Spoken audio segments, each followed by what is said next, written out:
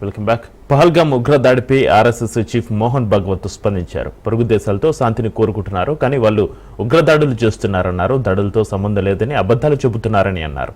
తప్పు చేసిన వాళ్ళను శిక్షించాలని భగవద్గీత బోధించిందని, పాకిస్తాన్కు దండన తప్పదని మోహన్ భగవత్ తెలిపారు.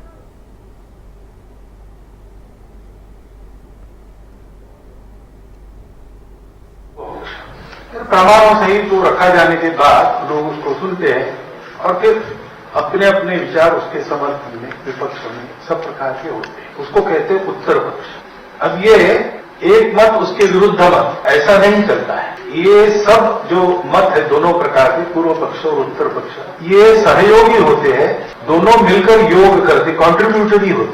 सत्य की पहचान करनी है तो पूरा सत्य आकलन करने की अकेले की नहीं होती. सत्य वो है जो सबका मिलाकर जो है उससे थोड़ा अधिक.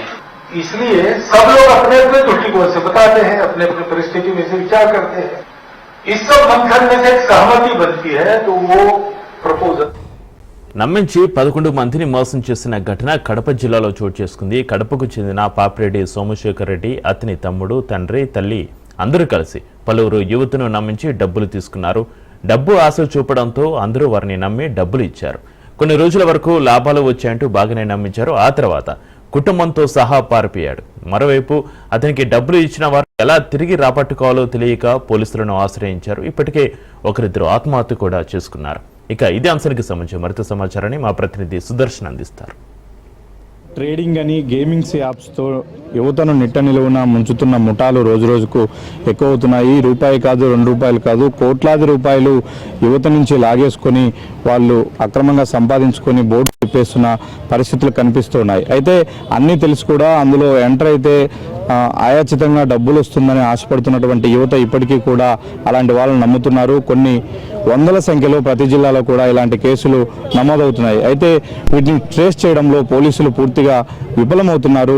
అయితే కడపలో అలాంటి కేసే ఒకటి బయటపడింది. దాదాపు 9-10 కోట్ల రూపాయలు టోకరా పెట్టి వెళ్ళిపోయినటువంటి ఉదంతం వెలుగులోకి వచ్చింది.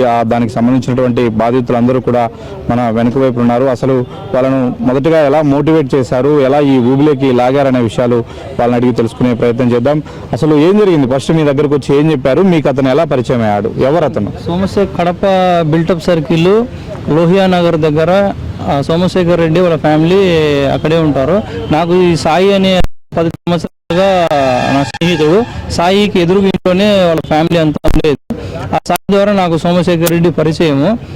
మొత్తం హోల్ ఫ్యామిలీ అందరి సమక్షంలో నేను వాళ్ళకి డబ్బులు ఇవ్వడం జరిగింది. అకౌంట్లో ప్రతి రూపాయి నేను ఇచ్చినప్పుడు కూడా వాళ్ళ అమ్మ, వాళ్ళ నాన్న, వాళ్ళ అన్న, వాళ్ళ తమ్ముడు, వాళ్ళ అమ్మ అందరి సమక్షంలోనే అతను నేను డబ్బులు ఇవ్వడం జరిగింది. సాయి సమక్షంలోనే ఉన్నాడు మాతో పాటు. ఒకరికి ఇస్తే నష్టపోతాం అవగాహన రావచ్చు, కానీ ఫ్యామిలీ మొత్తం అందరి ముందు అందరూ వచ్చి వాళ్ళు కూడా డబ్బులు ఇబ్బంది లేదులే ఇస్తాను. ఏం చెప్పి మీ దగ్గర డబ్బులు తీసుకున్నాడు? మేము ట్రేడింగ్ చేస్తానన్నా, ట్రేడింగ్ చేసి వచ్చే దాంట్లో మీకు ప్రాఫిట్ ఇస్తాము. ఒక నెల 10 లక్షలకు 20,000 అంటాడు, ఒక నెల 10 లక్షలకు 30,000 అంటాడు. ఈ విధంగా దపదపాలుగా మా దగ్గర డబ్బులు తీసుకున్నాడు. మేము రిటర్న్స్ అడగడం మొదలు పెట్టినప్పటి దగ్గర నుంచి వాళ్ళ ఇంట్లో వాళ్ళు కూడా ఇదో ఈ నెల వస్తుంది, రేపు నెల ఇస్తాడంటలే, ఇంకొక 20,000 ఎక్స్ట్రా వేసి ఇస్తాడులే నీకు డబ్బులు, ఇట్లా ప్రతిరోజు ఇది చేస్తా వస్తున్నాడు. స్నేహితుల పేరుతో కూడా లోన్లు అతనే ఇప్పించేది, ఆ డబ్బులు అతనే తీసుకుని ఈఎంఐలు నేనే కడతాలని చెప్పేసి ఇప్పుడు వాళ్ళు ఈఎంఐలు కట్టుకోలేక రోడ్ల పాలు అయి ఉన్నారు. మీ వరకు ఎంత పెట్టి మోసపోయారు, ఇప్పుడు మీకు ఎంత రావాలి? మా వరకు, మా ఫ్యామిలీ నా ఫ్రెండ్స్ వరకు నేను పెట్టించింది 30 కుటుంబాల దగ్గర డబ్బులు ఇప్పించినాను. నా స్నేహితుల దగ్గర, నా తెలిసిన బంధుమిత్రుల దగ్గర 8.5 కోటి వరకు నేను డబ్బులు ఇచ్చిన్నాను. మొత్తం ఓవరాల్గా అతను ఈ స్కామ్ చేయడానికి 12 కోట్ల వరకు నష్టపోయి ఉన్నారు జనాలు. చాలామంది స్నేహితులే ఉన్నారు అతనికి. ఆ స్నేహితులు వాళ్ళ పేరుతోనే లోన్లు తీసుకొని ఆ డబ్బులు కూడా అతనే యూజ్ చేసుకొని వాళ్ళని పొద్దు రోడ్డు పాలు మమ్మల్ని అందరినీ రోడ్డు పాలు చేసినాడు. మీరు చెప్పండి, ఇప్పుడు మీరు ఇచ్చినటువంటి డబ్బులు మొత్తం తను ఇంకొక రూపంలో దాన్ని పోగొట్టాడా, లేకపోతే అదంతా కూడా తను పోగు చేసుకుని పారిపోయాడని భావిస్తున్నారు? పోగొట్టే అంత అమాయకుడైతే ఇంతమందిని మోసం చేయలేడు కదా సార్. పోగొట్టే అంత అమాయకుడైతే అన్న నా దగ్గర లేదు, నా పరిస్థితి ఇది అని వచ్చి చెప్పుకునేవాడు. అట్లా కాకుండా ఇంకా లాగుతానే ఉన్నాడు. ఒకరిని ఇద్దరిని అంటే వాడు అమాయకుడు ఏదో పోగొట్టుకున్నాడు. ఇంతమందిని ఇన్ని కుటుంబాలని మోసం చేశాడంటే వాడు పోగొట్టుకునేవాడు కాదు. వాడు ఖచ్చితంగా డబ్బులంతా మొత్తము దాచిపెట్టుకొని ఉన్నాడు. ఎగరగొడితే ఏం చేస్తారు, ఏం చేసుకుంటారు. వీడు చాలా మెత్తగా ఉంటాడు. ఇట్లా మెత్తగా ఉండే వాళ్ళని, అమాయకంగా ఉండే వాళ్ళని క్యాచ్ చేస్తా అన్నాడు వాడు. క్యాచ్ చేసేది, డబ్బులు దోచుకునేది. మళ్ళీ ఇంట్లో వాళ్ళకి చెప్పొద్దు అన్న, ఇంట్లో వాళ్ళకి చెప్పొద్దు, మళ్ళీ ఉందనుకుంటారు. మా కనీసం సంవత్సరం నుంచి జరుగుతా వాడు ఇట్లా మోసం చేస్తాడు. ఈ పిల్లోడు మాకు తెలియకుండా ఒక పని చేయడు అసలు. అలాంటిది మాకు ఒక విషయం కూడా తెలియదు. చాప కింద నీరు లాగా పాకిపోయింది.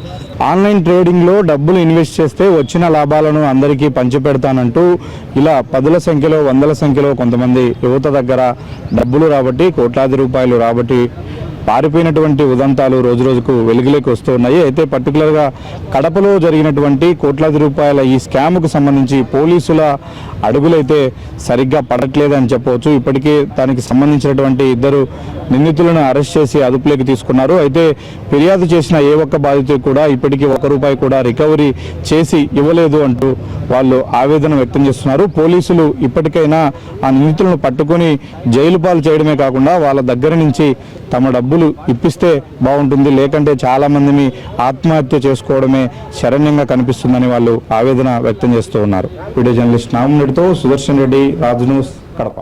కాశ్మీర్పై పాక్ ప్రధాని షహబాజ్ షరీఫ్ సంచలన వ్యాఖ్యలు చేశారు. కాశ్మీర్ తమకు జీవనాడి లాంటిదంటూ రెచ్చగొట్టే వ్యాఖ్యలు చేశారు. ఉగ్రదాడి ఘటనపై పాకిస్తాన్ ప్రధాని విచారణకు సిద్ధమన్నారు. తటస్థ, పారదర్శక, విశ్వసనీయ విచారణకు సిద్ధమని చెప్పుకొచ్చారు. బాధితయుత దేశంగా విచారణలో పాల్గొంటామని, ఉగ్రవాదంపై పోరులో మా దేశం ముందు వరుసలో ఉంటుందన్నారు. తమపై నిందలకు ముగింపు పలకాలని చెప్పుకొచ్చారు.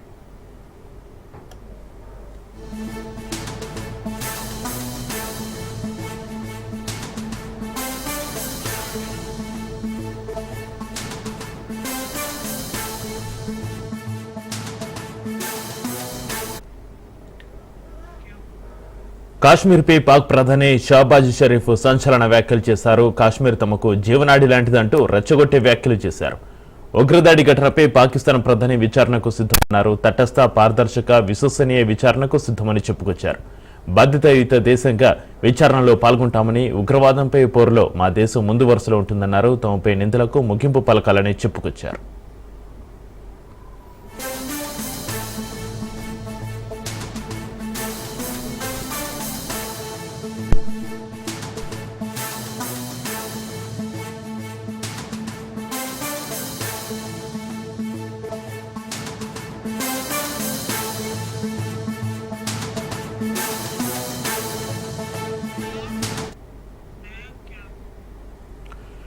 పహల్గామ్ ఉగ్రదాడిని నిరసిస్తూ భారతీయులు లండన్లోని పాకిస్తాన్ హైకమిషన్ వద్ద నిరసన ప్రదర్శన చేపట్టారు. పాకిస్తాన్కు వ్యతిరేకంగా భారతీయులు నినాదాలు చేశారు. యూకేలో పాకిస్తాన్ హైకమిషన్కు చెందిన కల్నల్ తైమూర్ రహత్ నిరసనలు తెలుపుతూ నా ప్రదేశానికి వచ్చారు. అందరూ చూస్తుండగా కల్నల్ తైమూర్ రహత్ భారత వైమానిక దళం గ్రూప్ కెప్టెన్ అభినందన వర్తమాన ఫ్లెక్సీని భారతీయులకు చూపిస్తూ పీక కోస్తామంటూ సైగలు చేశాడు. దీంతో అక్కడున్న భారతీయులు ఆగ్రహం వ్యక్తం చేశారు.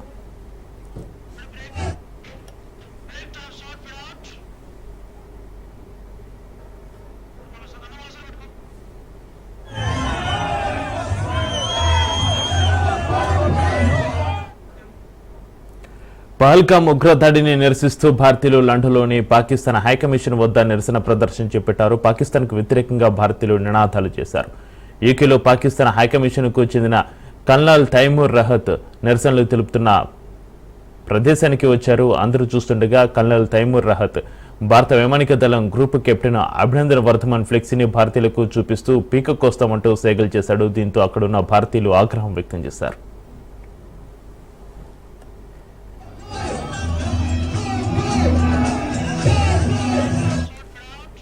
ప్రజాస్వామ్య రాజకీయాలు ప్రపంచవ్యాప్తంగా మారిపోయాయని, 10 ఏళ్ల క్రితం నాటి పరిస్థితులు ఇప్పుడు లేవన్నారు లోక్సభ విపక్ష నేత రాహుల్ గాంధీ. హెచ్ఐసిసిలో జరిగిన భారత సమ్మిట్లో ఆయన చీఫ్ గెస్ట్గా పాల్గొన్నారు. ఇప్పుడంతా మోడర్న్ రాజకీయమే అన్నారు. పాతతరం రాజకీయం అంతరించిపోయిందని, కొత్త జనరేషన్ పాలిటిక్స్లోకి రావాలన్నారు. ప్రతిపక్షాలకు చట్టసభల్లో మాట్లాడే స్వేచ్ఛ లేదని, మీడియా స్వేచ్ఛకు సంఖ్యలు వేశారన్నారు.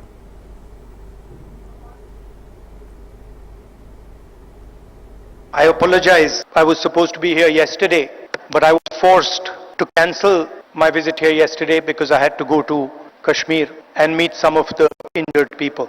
I'd also like to thank Revant Reddy ji and the Telangana government for hosting this wonderful summit. As we all know, politics, democratic politics, has fundamentally changed across the globe. The rules that applied, I would say, a decade ago simply don't apply anymore. Sometimes when I speak to younger members of our party, what was effective 10 years ago, the tools that worked 10 years ago simply do not work anymore. The old politician is dead and a new politician, a new type of politician has to be constructed. What are the ideas that emerge from this new politics? Some years ago, we in the Congress party felt completely trapped in this new politics, aggressive politics, a politics where the opposition is not talked to, but the idea is to crush the opposition. And we found that all our avenues were compromised. The media, we reached back into our history and we decided to walk from Kanyakumari, which is one of the southernmost parts of our country, all the way to Kashmir, where I was yesterday. I don't think we understood quite what we had taken on when we began it, but once we began, there was no way backwards. So we just carried on walking right to the end. Our opposition across the world has a monopoly on anger, fear, and hatred. And there is no way that we are ever going to be able to నేడు BRS 25వ ఆవిర్భావం సందర్భంగా వరంగల్ జిల్లా ఎలకతుర్తిలో రాష్ట్రోత్సవ సభ నిర్వహిస్తున్నారు. ఇందుకోసం అన్ని ఏర్పాట్లను పూర్తి చేశారు. సభను ప్రతిష్టాత్మకంగా తీసుకున్న బీఆర్ఎస్ నేతలు శ్రేణులు భారీగా హాజరు కానున్నారు. వారం ముందుగానే సభకు బండెనక బండి కట్టి పార్టీ శ్రేణులు సభకు ర్యాలీగా కదిలారు. అలాగే గులాబీ బాస్ మీటింగ్ కోసం పల్లె పట్నం కదిలింది.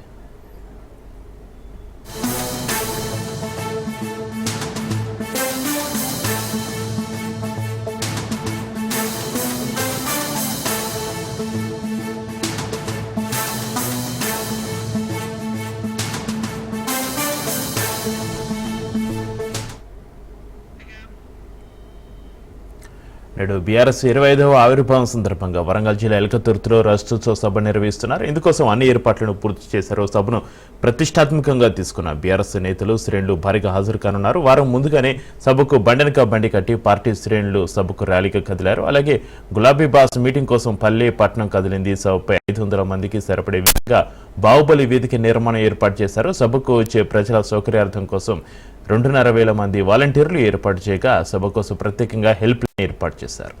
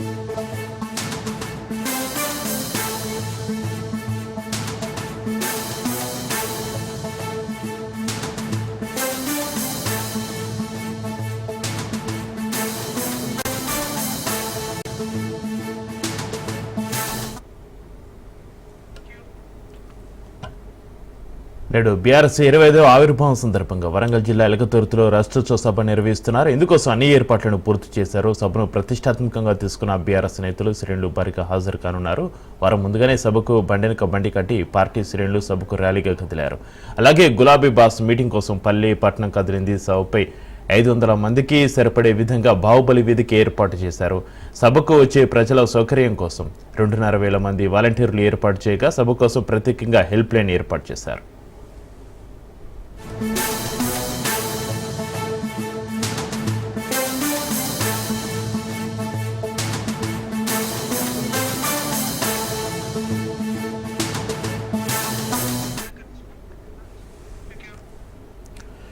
బీఆర్ఎస్ పార్టీ ఏర్పడి 25 ఏళ్లు నిండాయి. తెలంగాణ రాష్ట్ర సాధనే లక్ష్యంగా 2001 ఏప్రిల్ 27న ఏర్పడింది. అయితే బీఆర్ఎస్ ఆవిర్భవించి 25 ఏళ్లు పూర్తి కావడంతో వరంగల్లో భారీ సభ నిర్వహిస్తున్నారు. ఇవాళ జరిగే రాష్ట్రోత్సవ సభకు వేలాదిగా జనం వస్తారని అంచనా వేశారు.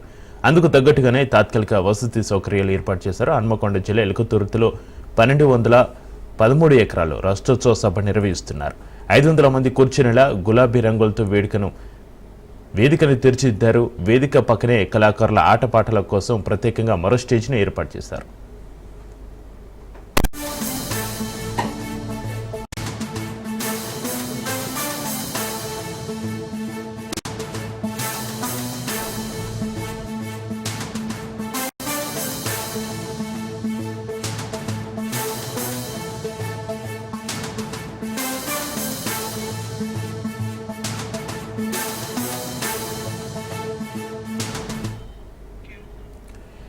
ఇక ఎలకతుర్తికి వచ్చే అన్ని రోడ్డు మార్గాల్లో చెత్తను, ముళ్ళ చెట్లను తొలగించి ఎలాంటి ఇబ్బందులు లేకుండా చేశారు. ప్రతి రోడ్డుకు ఇరువైపులా మొరం పోసి చదును చేశారు. ఇక సభ కోసం రాష్ట్రంలోని నలుమూల నుంచి దాదాపు 50,000 వాహనాలు వస్తాయని అంచనా వేస్తున్నారు. పార్కింగ్ కోసం 1059 ఎకరాలను కేటాయించారు. సభకు వచ్చే ప్రజల కోసం 1,00,000కు పైగా కుర్చీలను ఏర్పాటు చేశారు. కేసీఆర్ అందరికీ స్పష్టంగా కనిపించేలా 20x50 సైజుతో కూడిన 23 LED భారీ స్క్రీన్లు, భారీ సౌండ్ సిస్టమ్ను చుట్టుపక్కల ఏర్పాటు చేశారు. ఇక బీఆర్ఎస్ సభలో కేసీఆర్ ఏం ప్రసంగిస్తారనేది ఆసక్తికరంగా మారింది.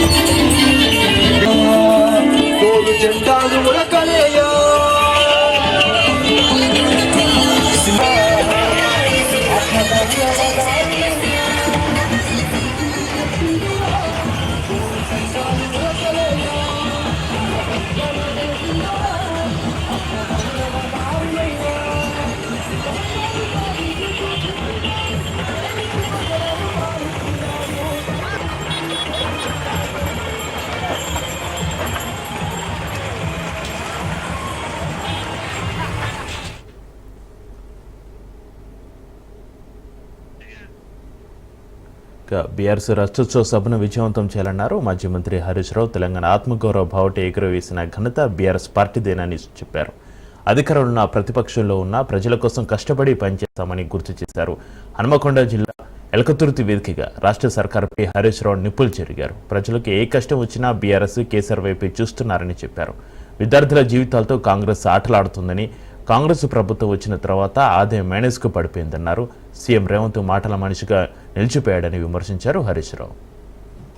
తెలంగాణ లేదు, తెలంగాణ లేకపోతే ఇవాళ ఇంత అభివృద్ధి మనం చూసేటువంటి వాళ్ళం కాదు. ఆనాడు సమైక్య రాష్ట్రంలో కరువు కాటకాలకు నిలయంగా, వలసలకు నిలయంగా, ఆత్మహత్యలకు నిలయంగా ఉన్న ఈ ప్రాంతానికి విముక్తి కలిగించి తెలంగాణ ఆత్మగౌరవ బావుటా ఎగిరేసినటువంటి పార్టీ ఇవాళ బీఆర్ఎస్ పార్టీ. రాష్ట్రాన్ని అభివృద్ధి పథంలో నడిపించింది బీఆర్ఎస్ పార్టీ. ఇవాళ ప్రతిపక్షంలో కూడా కాంగ్రెస్ ప్రభుత్వం మెడలు వంచి ప్రజల పక్షాన నిలిచింది కూడా బీఆర్ఎస్ పార్టీ. బీఆర్ఎస్ ఎప్పుడూ ప్రజల పక్షమే. ఇలా ఏ రోజైనా ప్రజలు ఇలా ఏ కష్టం వచ్చినా మళ్ళీ బీఆర్ఎస్ వైపే చూస్తున్నారు.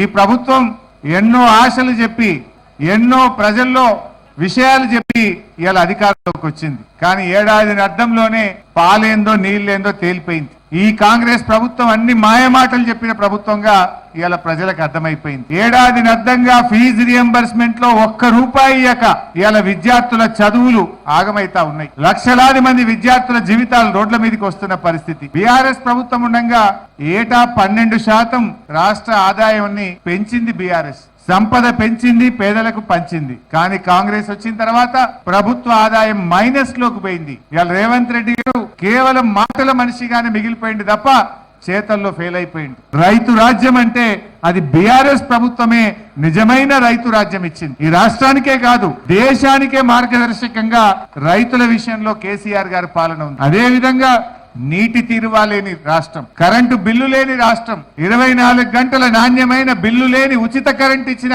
ఒకే ఒక్క రాష్ట్రం తెలంగాణ రాష్ట్రం. అది బీఆర్ఎస్, అది కేసీఆర్ గారు. అందుకని నాకు ఉన్న సమాచారం ఏ ఊర్లో కూడా బండ్లు సరిపోతలేవు. నేను వస్తా ఉంటే మెదక్ జిల్లా పాపన్నపేట నుంచి రైతులు మాట్లాడిండ్రు, సార్ ఒకటే బస్సు పెట్టిండ్రు మా ఊర్లో, ఇంకా బస్సులు కావాలి అంటే బస్సులు దొరకలేవు అంటే లారెండో పెట్టి సార్ మేము వస్తాం ఇంకొంటున్నారు. అది ప్రజల్లో ఉన్నటువంటి ఆదరణ. ఇది వెల్కమ్ బ్యాక్. దేశానికి రోల్ మోడల్గా తెలంగాణను నిర్మించబోతున్నామన్నారు సీఎం రేవంత్ రెడ్డి. తెలంగాణకు ఎంతో ఘన చరిత్ర ఉందన్నారు. ప్రతి ఒక్కరి ఆకాంక్షలు నెరవేర్చడమే ప్రభుత్వ లక్ష్యం అని చెప్పారు. 20,617 కోట్ల రుణమాఫీ చేశామని, 24 గంటలు విద్యుత్ ఇస్తున్నామన్నారు. యువత కోసం యంగ్ ఇండియా స్కిల్ యూనివర్సిటీ ప్రారంభించామని, రాజ్య యువ వికాస్తో ఉపాధి కల్పిస్తున్నట్టుగా చెప్పారు. రైతులు మద్దతు ధర కోసం గతంలో ఆందోళన చేసేవారని, కానీ తెలంగాణ సర్కార్ మద్దతు ధరతో పాటు ₹500 బోనస్ ఇస్తుందని చెప్పుకొచ్చారు.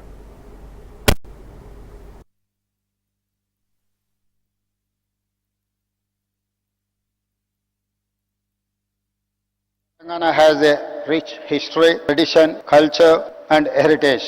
The leadership for education came from students, trade union workers, farmers and women. Because of their fight, we got separate state. For 10 years, dreams and aspirations of people were not fulfilled. They were deeply disappointed. When Congress government got elected, expectations were high. Our government has simple mantra: fulfill dreams of every section of society. We have launched some of the biggest welfare schemes in the history of India. On August 15, 2024, we paid ₹20,617 crore to 25,50,000 farmers totally debt free. On India's Independence Day, farmers of Telangana found free from debt. This is biggest loan waiver in India for any state. Farmers in my state get 24/7 free power. We gave a crop input subsidy named by Rait Bharosa of ₹12,000 per year per acre of land. An additional paddy crop bonus of ₹500 per quintal. Telangana farmers are making profits after we introduced bonus scheme. Education or employment opportunities. Many youth pass out from college with a certificate but no skills. For such youth, we started the Young India Skills University. Our notifications, when we took charge in the first year, we fill over 60,000 jobs in government. We now launched Raju Yuva Vikasam to fund startup dreams, covering 5 lakh youth. The Congress party has a history of understanding what people need to different times and make policies to address those needs. Telangana has a rich history.